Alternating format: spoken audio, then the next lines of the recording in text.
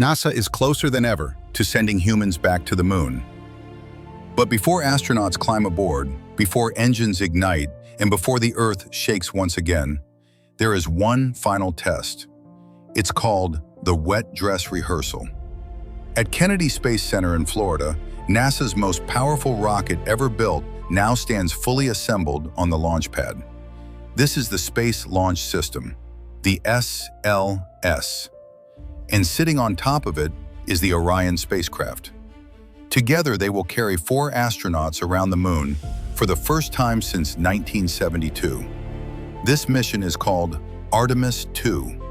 But Artemis II will not launch today. Instead, NASA is running a full-scale rehearsal, a practice launch using real fuel. This is not a simulation on a computer. This is the real rocket, the real countdown, and the real cryogenic propellant. During the wet dress rehearsal, NASA pumps nearly 2.6 million kilograms of fuel into the SLS rocket.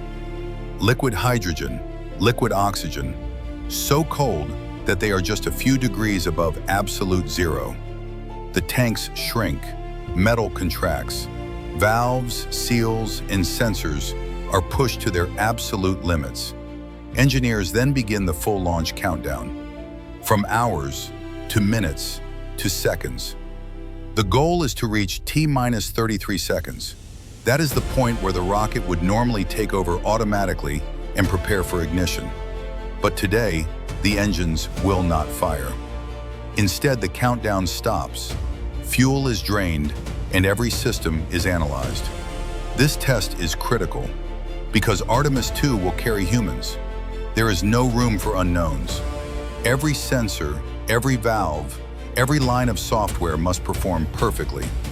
If something goes wrong here, NASA fixes it on the ground, not in space. But there's a problem. Florida isn't supposed to be cold. Yet during this test window, temperatures dropped close to freezing. And cold weather is dangerous for rockets, especially for the massive solid rocket boosters attached to the SLS. Because when materials get too cold, they behave differently. They crack, they stiffen, they fail.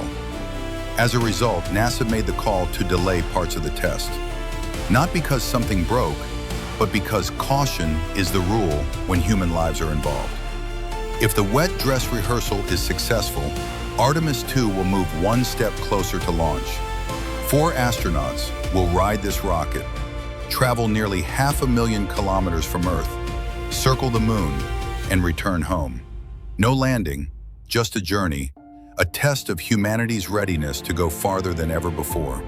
Because Artemis II is not just a mission, it's a bridge between the last footsteps on the moon and the next ones, a bridge to Artemis III, and beyond that, to permanent lunar bases, and eventually, Mars.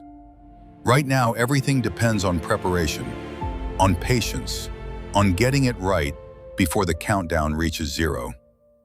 This is Artemis II, and this is how humanity rehearses its return to the moon.